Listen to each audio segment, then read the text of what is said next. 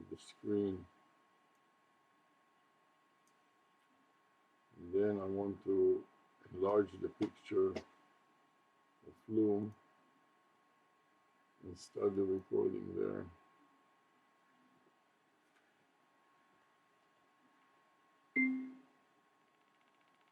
So now I want to refresh the SAR. So I'm going to stop record, save, and paste the new name. But I'm going to change it a bit. First of all, this is a zip type of file. I want to change the TXT to ZP for zip abbreviation. The current time already changed to 410. I'm going to put 4.10. And then instead of the log, I want to put the SAR.exe path. So I mark the log, then paste over it the SAR. Now I'm ready to start. Copy to the clipboard buffer, save it, and then click additional details and scroll up to see that was step number 19 at the end. So I start a new recording and I add a comment with the previous file name. Paste and enter, and OK, and then paste it in my notepad, edit, paste, and file save. At this point I'm ready to put a few more recordings to work. I'll start with my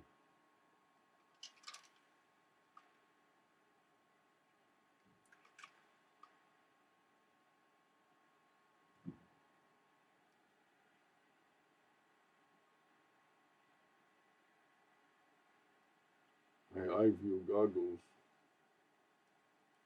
and hope that I can get it to work. What's the problem?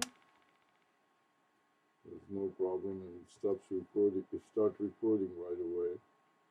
Now I want to add to that an external power bank. So I'm going to disconnect this power bank from the computer, from the wall, extend the cable. So just to show it, I'm going to lower the camera a little bit so you can see how I'm extending the cable. I'm inserting it into my pocket, and then I'm going to run it through my sweatband so it doesn't come out easily. Now that I extended it, And it doesn't pull too much on your ear. it doesn't pull too much on my ear. Thank God she learned something finally. Right. Praise the Lord for that. Right? For little favors. That doesn't happen too frequently. What did I do to deserve all of this? Dear Lord. Say, dear Lord, why me? Now I can continue with the extra power. And you want to keep such a big loop on your head? Yes. Now that I got that to work, when I put the lanyard, okay, this is a neck wallet lanyard. You see Right. the string, which The cord. the cord which I'm going to put over my head, Over your neck. over my neck, and that is a cord that can hold the phone. I'm going to show you, lower it down, and show you how I stuck the phone with the lens peeking over the folded wallet. This is important to note that this wallet is folded in half. This is a red wallet that if I open it, you can see there's a Velcro closure, but it is opening to a complete wallet, and when I want it closed, I close it with a Velcro that enables the lens, the front and the rear lens, to be exposed, so I can shoot from either lens depending on the situation. So let's review again. This is the neck, wallet, phone, and badge holding lanyard supported by a three-legged easel. I'm going to open it up, and you can see there are two legs, two black legs, and the other third leg is underneath, inside the wallet. And let's So make you sure may not no garbage, please, I beg you, no garbage at all, please. Spare me one time. You already started, continue. It has clear plastic. You forgot to talk about the clear plastic on both sides. Clear Vinyl. clear vinyl pocket one, front For the clear back. vinyl pocket that holds the batch, Yeah. and another rear vinyl pocket that holds the phone. And the important thing about it, it is a touch screen phone, and the user can press through the clear vinyl pocket and select the phone apps that the user wants to use, like camera and so on. They don't have to take out the phone. Now I place it on my chest and open the legs of the phone, of the easel, and tighten up the knobs. Notice that there are two knobs. One knob on the left hand side that I tightened just now that raises the stress on the hinges, keeping the hinges from moving on their own. And another knob on the right hand side. Between the two of them, it fixes the position of the hinges on my chest in whichever position I want. Then I attach it to my back with a couple of carabiners. You attach it One set of carabiners for each leg. underneath your armpits. Okay. The top one is underneath your armpits. The first one was the top one, which is over my pectoral muscles or over my pecs. And the bottom one here, two different colors, a green one in my left hand and a red one in my right hand. And the way that I lock them behind my back is by pressing them against each other. Notice the sound that it makes. Click. And this click sound that it makes is very important because it enables me to hear it, to know that I've done it properly, because I don't see what I'm doing. So by the touch, To open it, I simply press the spring-loaded lock and open it. So I'm doing it behind my back to fasten the lanyard to my chest.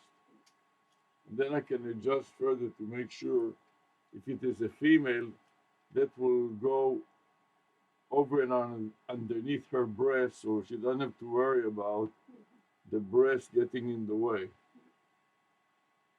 Okay? Okay. Now I would like to show how easy it is to swap phones. I notice that this phone is out of power, so I simply take it out, put it away to charge, and then take another phone, turn the other phone on 100% and swipe it, then select camera, then select video, then press the record button. And once I got the record button to work, I simply slide it into my lanyard. One Slide it other in the thing, back pocket. slide it into the rear clear vinyl pocket in the back. Take off I the turn flash. off the flash because it's too much light. And then I want to fasten it. And also I have a rubber band here to prevent it from swinging. So I'm going to insert this rubber band in the front, and I can move it around according to the situation. Right now I want it to be in front, so it keeps it in that You want rubber bands that at the way. top. Then I'm looking for the rubber bands to attach it, and many times those rubber bands disintegrate. As you can see, this one is, the yellow one is barely functioning. And another one I got lost already, so I'm going to add another couple of them. That way, I take another couple of yellow and I'll take yellow and green, so it's a little more contrast. Take yellow and green, group them together. They disintegrate in the humidity. The humidity disintegrates them, so I need to have more than one of them, just in case that one of them gets disintegrated. I have another one ready to go. Then I loop it. Loop the two together again. So I have two of them here, and I use the yellow one from the left hand side. Then another white one that is a heavier duty one, doesn't disintegrate so quickly. Because it's coated.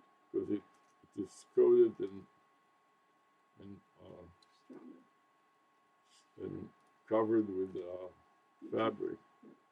Anyways, now I'm done with it, and my next thing is to put on the head mounted tablet. So I'm going to change the orientation of the camera a little so you can see my head better. I'm putting my rainbow hat on. Rainbow cap.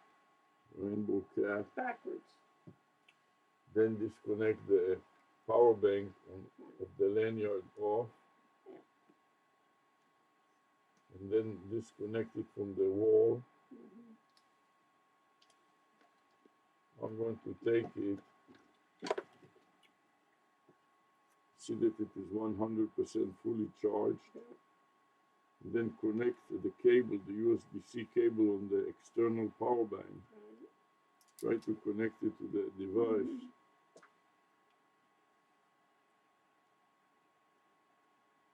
You see the green light means that it is fully charged.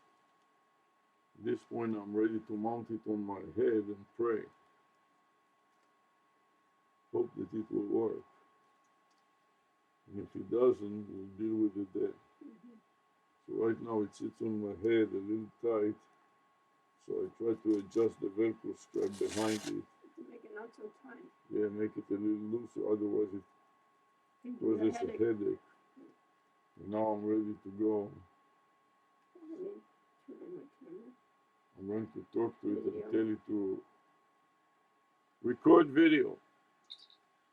And it started working right away to my surprise.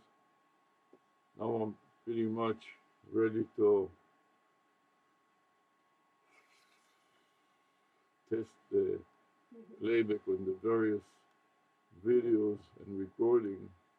So I'm going to start from the loom. Close the loom. I'm going to press the red circular button. Pressing the red circular button.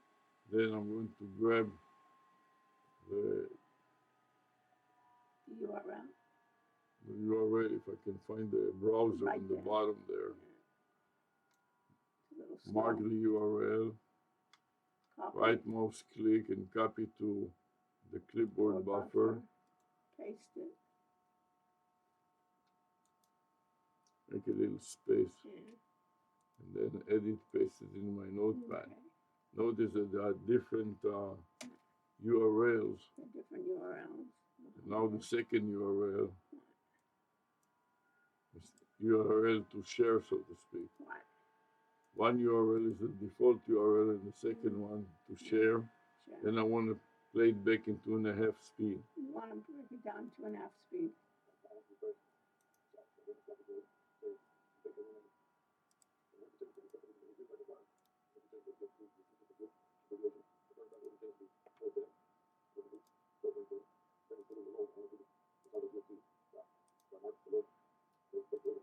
Okay, I suspended it and now I'm pasting my notes into the comment area, and then I click on add a summary and right mouse click to paste the summary.